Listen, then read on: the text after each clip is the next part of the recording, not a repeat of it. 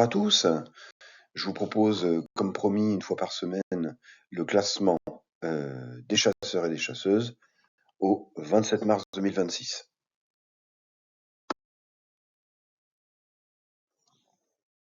Alors, j'ai modifié un petit peu la façon de vous présenter le classement des chasseurs, parce qu'en fait, comme c'est le début de la chasse, il n'y a pas à 7 heures d'énigmes qui ont été résolues. En revanche, il y a des chasseurs qui ont résolu des indices. Donc je vous explique un petit peu tout ça.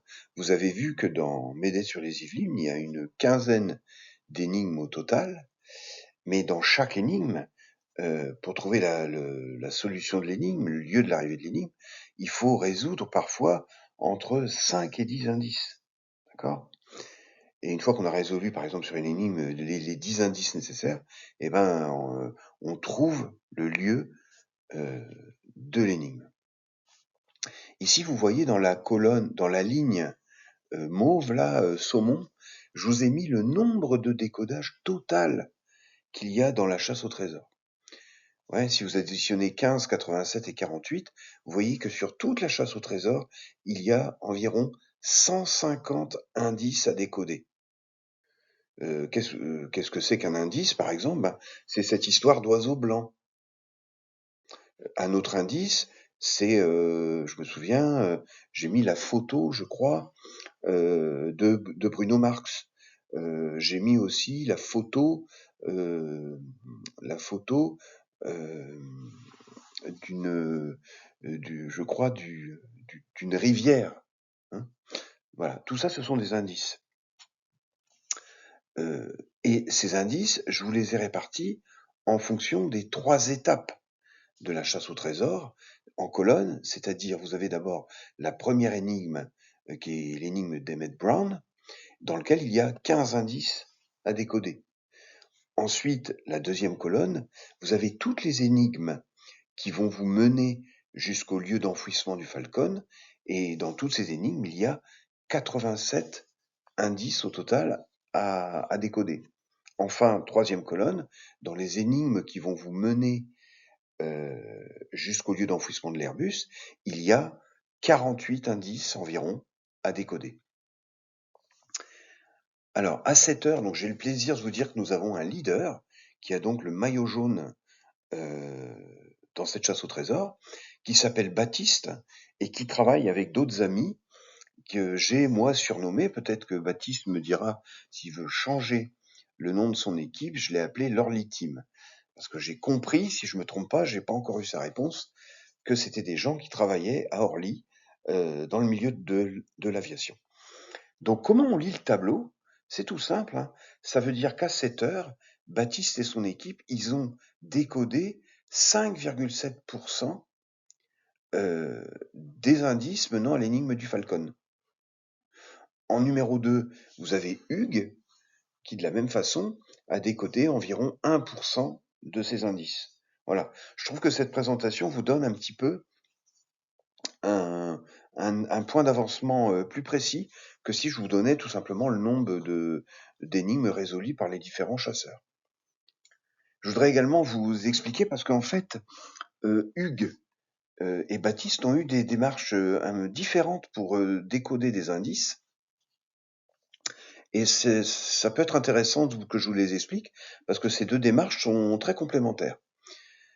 Baptiste et son équipe, ils ont eu une approche très globale où ils ont feuilleté un petit peu toutes les énigmes, la quinzaine d'énigmes qu'il y a dans Médée-sur-les-Yvelines, et ils sont allés picorer un petit peu, et en feuilletant toutes ces énigmes, ils ont décodé un grand nombre d'indices dans l'ensemble des énigmes.